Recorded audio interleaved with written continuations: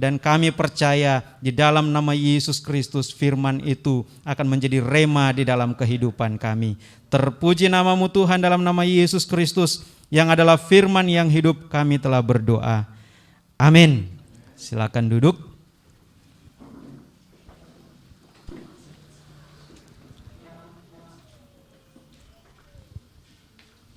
Shalom.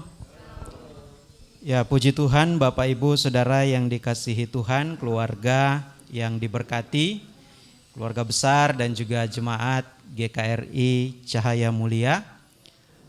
Pertama-tama kami dari Majelis Daerah GKRI DKI Jakarta menyampaikan apresiasi dan terima kasih kepada keluarga yang sudah mempercayakan kami untuk melayani dalam ibadah syukur pada hari ini.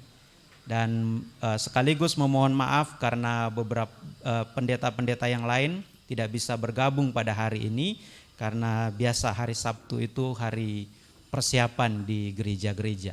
Ya, jadi banyak yang minta izin tidak bisa ikut pada hari ini, sehingga ada beberapa perwakilan, beberapa pendeta yang sudah datang mewakili MDDKI dan GKRI secara keseluruhan.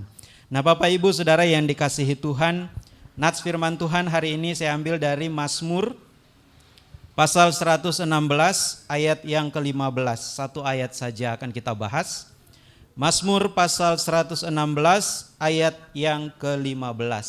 Saya akan bacakan untuk Bapak Ibu Saudara yang dikasihi Tuhan. Bagi Bapak Ibu yang membawa Alkitab, bisa membukanya dan kita baca bersama-sama.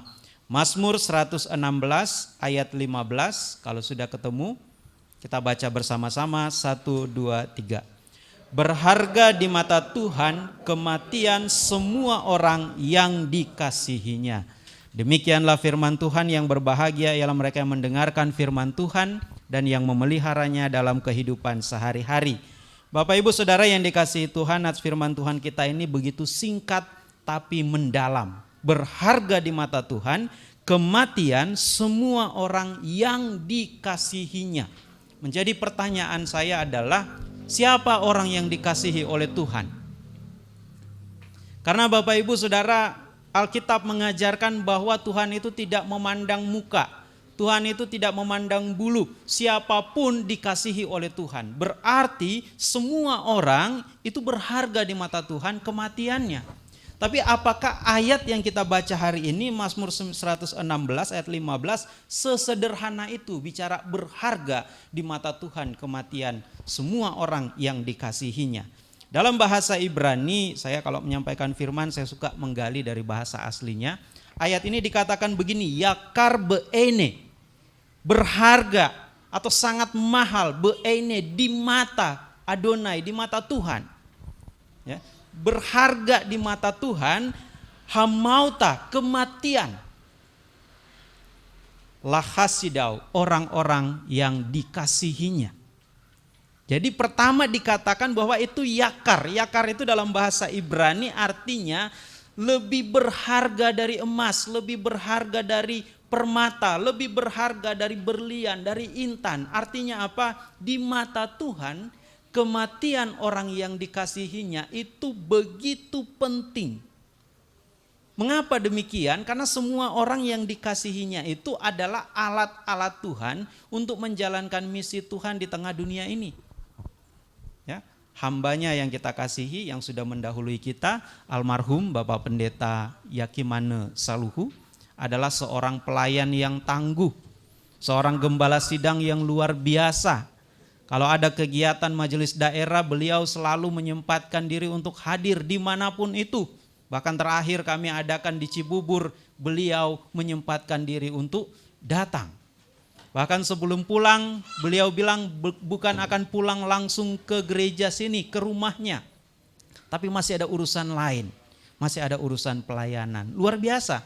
Padahal kami itu rapat kerja daerah dari jam 10, dari jam 9 itu sudah pada datang, sampai dengan jam 4, bahkan agak molor sedikit sampai jam 5 sore. Setelah itu masih ada pelayanan lagi. Artinya pelayanan itu sudah menjadi jiwa dari Bapak yang kita kasihi ini. Sudah menyatu dengan kehidupannya. Sehingga pelayanan itu harus dijalankan. Mau tidak mau, dalam segala situasi, dalam keadaan apapun, pelayanan itu harus dijalankan. Dan bahkan pada hari terakhir beliau sedang menjalankan tugas pelayanan. Luar biasa. Dipanggil pulang oleh Tuhan ketika sedang dalam tugas pelayanan. Itu sangat didamba-dambakan oleh semua orang yang melayani Tuhan. Bukan mati ketika terbaring sakit, bukan meninggal karena hal-hal yang tidak berkaitan dengan Tuhan, tapi dipanggil pulang oleh Tuhan karena satu tugas pelayanan, sedang menjalankan tugas pelayanan. Luar biasa. Makanya tadi saya katakan pelayanan itu sudah menjadi jiwa almarhum. Ya, kita tidak usah agak kaku menggunakan istilah almarhum, karena almarhum ini dalam bahasa Arab dari kata raham. Raham itu artinya dikasihi atau dirahmati. Jadi almarhum itu sebetulnya arti harfiahnya orang yang dirahmati oleh Tuhan. Jadi sebenarnya dalam tradisi bahasa Arab, gelar almarhum itu bukan diberikan kepada orang yang sudah berpulang. Kalau di Arab sana, orang-orang yang meninggal itu tidak disebut almarhum, hanya di Indonesia. Karena Indonesia itu kan biasanya punya tradisi-tradisi yang berbeda sedikit. Nah, makanya orang yang meninggal dipanggil almarhum. Sama lah kalau di Kristen, kalau ada orang yang meninggal kita suka pakai ayat Tuhan yang memberi, Tuhan yang mengambil. Terpujilah nama Tuhan. Padahal orang-orang Yahudi tidak pernah menggunakan ayat itu untuk orang yang meninggal. Tapi orang Indonesia selalu menemukan sesuatu itu selalu bersumber dari kitab sucinya. Mau agama apapun yang ada di Indonesia, selalu menemukan sesuatu itu bersumber dari kitab suci. Kitab suci itu menginspirasi hidup kita. Nah, sekarang kita kembali kepada firman Tuhan ini. Jadi dikatakan di sini berharga di mata Tuhan semua orang yang dikasihi. Pertanyaan saya tadi, siapa yang dikasihi Tuhan? Bapak Ibu Saudara, dalam perjanjian lama ada 4 kata yang diterjemahkan kasih dalam bahasa Indonesia. Yang pertama kata ahaf. Ahaf itu kasih dalam pengertian umum. Kasih yang ya semua orang boleh pakai dalam kaitan dengan Tuhan, dalam kaitan dengan sesama, dalam kaitan dengan siapapun, itu menggunakan kata ahaf. Jadi kasih dalam pengertian yang universal. Ada kata yang kedua yaitu kata hen. Hen itu kalau dalam LAI, terjemahan LAI seringkali diterjemahkan kasih karunia. Ya, kasih karunia itu yaitu kasih yang diberikan sebagai anugerah, gift ya. Kalau bahasa Latinnya gratia. Dari kata gratia ini muncul kata gratis. Jadi sesuatu yang diberikan cuma-cuma, tanpa alasan apapun, pokoknya dikasih saja. Itu kasih karunia, anugerah. Meskipun manusia berdosa, dia tetap mendapatkan kasih karunia. Itulah hen. Yang namanya kado, yang namanya bingkisan, dia tidak berdasarkan pada sebuah karya atau sebuah prestasi yang dibuat oleh manusia. Tapi dia betul-betul itu pemberian dari Tuhan kepada manusia. Sama seperti orang tua memberikan uang kepada anaknya, memberi kado kepada anaknya. Tidak harus tunggu ulang tahun, tidak harus tunggu pada momen-momen tertentu. Tapi dalam setiap situasi ketika dia ingin menunjukkan cinta kasihnya kepada anaknya, dia akan kasih untuk anaknya. Ini uang jajan, atau ini uang untuk beli pulsa, atau ini buku, ini apa. Pokoknya dikasih saja, tanpa ada harapan lain-lain dengan pemberian hadiah itu. Itulah hen. Kasih karunia yang diberikan Tuhan kepada kita yaitu apa? Anaknya yang tunggal, Tuhan kita Yesus Kristus diberi kepada manusia meskipun manusia itu berdosa. Itulah kasih karunia yang terbesar yang Bapa berikan kepada manusia. Jadi meskipun kita tidak layak sebetulnya untuk diselamatkan, tapi keselamatan itu diberi oleh Tuhan. Itu bukan hasil usaha kita, kata Paulus, bukan hasil jeripayamu, tapi karena anugerah dari Tuhan. Itu kata yang kedua, hen. Kata yang ketiga yaitu raham. Raham ini kalau dalam bahasa Arabnya rahmat. Rahmat itu sebetulnya kalau dalam bahasa Arab, raham, rahim itu kata yang sama. Makanya kalau saudara-saudara kita yang muslim seringkali menyebut Tuhan mereka yang maha rahimim. Rahim itu apa? Rahim itu kandungan ibu. Kalau Bapak Ibu membaca buku tentang kesehatan kandungan, pada waktu bayi itu di dalam kandungan, bayi itu sepenuhnya bergantung kepada ibunya. Kalau ibunya tidak mau bayi itu lahir, mati anak itu. Tapi karena cinta seorang ibu kepada janin di dalam perutnya, maka dia berusaha memeliharanya. Makan makanan bergizi, minum susu, menjaga kesehatan demi janin yang ada di rahim. Padahal dia belum tahu anak di dalam rahim ini kelak mau jadi seperti apa. Tapi karena kasihnya itulah rahmat. Rahmat itu seperti kasih seorang ibu kepada janin yang ada di dalam kandungannya. Demikian juga manusia sebetulnya. Kita ini ringkih, kita ini rapuh, kita ini nggak bisa mendapatkan hal-hal yang ada di sekitar kita. Kita ini lemah sebenarnya. Kita berdosa. Tapi Tuhan dia merahmati kita karena dia menganggap kita seperti janin, seperti buah yang akan menghasilkan kelak. Dan itu harapan Tuhan yang terbesar di dalam hidup kita. Sama seperti seorang ibu mengharapkan janin yang ada di dalam rahimnya kelak ketika keluar menjadi anak yang berbakti kepada Tuhan, kepada orang tua, dan kepada nusa dan bangsa. Itu harapan terbesar. Jadi ketika Tuhan merahmati kita, ada harapan besar dari Tuhan supaya kelak kita berbuah. Makanya orang-orang yang berbuah dihargai oleh Tuhan. Dan kata kasih yang terakhir yaitu kata chesed. Chesed itu berbeda dengan kasih-kasih yang di atas. Tadi ada ahaf, ada chen, ada raham. Maka kata chesed ini artinya kasih yang diberikan sebagai respon dari tindakan seseorang. Ya, ibarat kayak reward, penghargaan. Kita mau ngasih seseorang itu hadiah karena misalnya kalau anak-anak kita berhasil masuk 10 besar di kelasnya, berhasil mendapatkan nilai-nilai yang bagus selama perkuliahan atau selama sekolah. Kita memberikan hadiah karena pegawai kita menjalankan tugas tanggung jawab dengan baik. Itu namanya chesed. Jadi kasih yang sifatnya itu pemberian sebagai timbal balik dari upaya manusia. Nah, apa yang digunakan di dalam Mazmur pasal 116 ayat 15 tadi? Berharga di mata Tuhan kematian semua orang yang dikasihinya. Tadi saya baca bahasa Ibraninya, semua orang yang dikasihinya menggunakan kata lachasidau. Lachasidau ini dari kata chesed. Jadi yang dimaksud dengan orang yang dikasihi Tuhan di sini adalah orang yang melakukan semua pekerjaan Tuhan. Kan ini tadi bicara chesed, kasih yang sifatnya timbal balik, kasih sebagai upah dari upaya seseorang. Artinya apa? Semua usaha yang kita lakukan di dunia ini bukan tidak diperhitungkan oleh Tuhan. Semua kerja keras kita, apalagi ketika kita menjalankan amanat Tuhan, itu diperhitungkan oleh Tuhan. Dan dikatakan di sini yakar, mahal harganya, sangat berharga. Maka kalau kita mau bertanya lagi bagaimana dengan almarhum, dengan bapak yang kita kasihi, dengan pendeta Yakimane Saluhu, itu berarti harganya sudah berlipat-lipat. Ibarat tanah di dekatnya baru saja dibuka pintu tol, harganya bisa naik berlipat kali ganda. Beda kalau tanah yang masih ada di perkebunan yang enggak ada orang pernah lewat di situ kan, yang lewat mungkin cuma binatang-binatang buas. Mau jual tanah itu pasti harganya murah per meter. Tapi kalau sudah ada tol di sampingnya, itu naiknya bisa 2, 3, 4 bahkan 5 kali lipat dari harga normal. Dan ini yang terjadi dengan almarhum yang kita kasihi, dengan Bapak Pendeta Yakimane Saluhu. Karena beliau begitu dekat dengan Tuhan, menjalankan semua misi Tuhan, menjalankan semua pekerjaan Tuhan. Maka ketika ditanya bagaimana pandangan Tuhan, sangat berharga. Kenapa? Karena Tuhan kehilangan satu agennya di dunia. Bukan karena beliau itu hilang, tidak.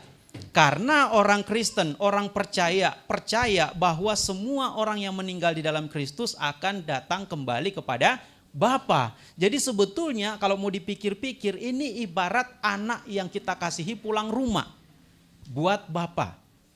Kan anak yang kita kasih kalau pulang rumah, Bapak itu sangat gembira, sangat senang. Tapi Tuhan melihat berbeda. Anaknya ini bukan anak sembarangan. Anak ini anak yang rajin bekerja. Anak yang telah menghidupi banyak sekali karyawan di dunia. Anak yang telah bekerja di ladangnya yang begitu luas. Jadi kepulangannya itu kepulangan yang sangat berarti. Kenapa? Karena ladang-ladang yang dia tinggalkan siapa yang mengurus? Ya. Seperti seorang pengusaha kehilangan karyawan terbaiknya. Wah, itu menyedihkan sekali, berharga sekali. Meskipun mungkin karyawan itu pindah tugas ke tempat yang baru yang masih ada relasinya. Nah, ini yang terjadi dengan gembala kita, Bapak almarhum Yakimane Saluhu. Ketika beliau pulang, Tuhan kehilangan satu agen terbaik, orang yang pikirannya selalu pelayanan. Sehingga pertanyaan besar buat kita adalah, siapa yang mau melanjutkan pelayanan itu?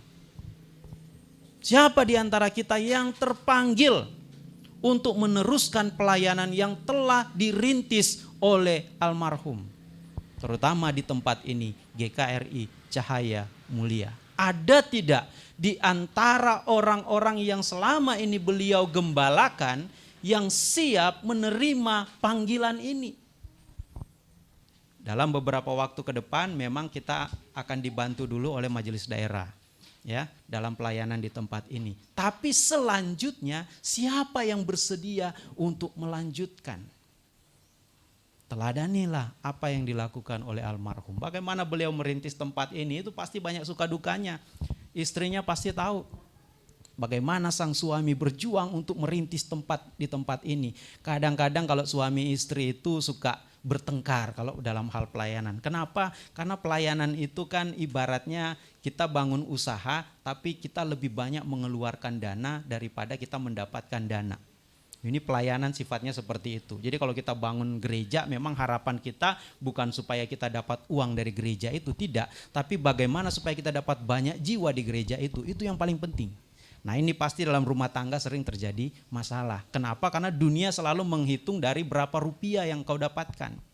Tapi orang yang terpanggil pelayanan itu enggak menghitung rupiahnya. Dia justru menghitung berapa rupiah yang bisa dia keluarkan untuk pelayanan ini. Ada jemaat terlilit hutang, wah itu pasti gembala sidang itu kelimpungan, ikut mikir bagaimana supaya jemaat saya jangan sampai misalnya dia diusir dari kontrakannya. Itu beban seorang gembala luar biasa. Dan bayangkan ada berapa banyak jemaat yang masalahnya selama ini dipikirkan oleh Pak Gembala kita. Jadi ketika dia berpulang ke rumah Bapa, itu sebetulnya adalah sukacita yang besar buat seorang gembala. Karena akhirnya dia bisa meraih upah dari Tuhan. Tapi beban besar buat kita yang ditinggalkan. Kenapa? Karena kita ditantang untuk mau melanjutkan pelayanan itu. Mulai dari orang-orang dekat, istri, anak-anak, kemudian orang-orang yang sering dipercayakan tugas-tugas oleh gembala, karena biasanya gembala kalau mempercayakan tugas di gereja itu bukan tanpa maksud. Dia sudah melihat orang ini bisa dipercaya, orang ini punya jiwa pelayanan, maka orang ini dipilih untuk melanjutkan pelayanan. Maka ketika kita pernah dipercaya oleh beliau, pahamilah bahwa beliau telah melihat dalam diri kita ada jiwa pelayanan itu, ada panggilan pelayanan itu, tinggal bagaimana kita melaksanakan. Jadi diharapkan majelis daerah tidak akan mendampingi terlalu lama di tempat ini. Dalam waktu singkat sudah ada yang berani menyodorkan diri dan berkata, ini aku, utuslah aku. Wah, luar biasa.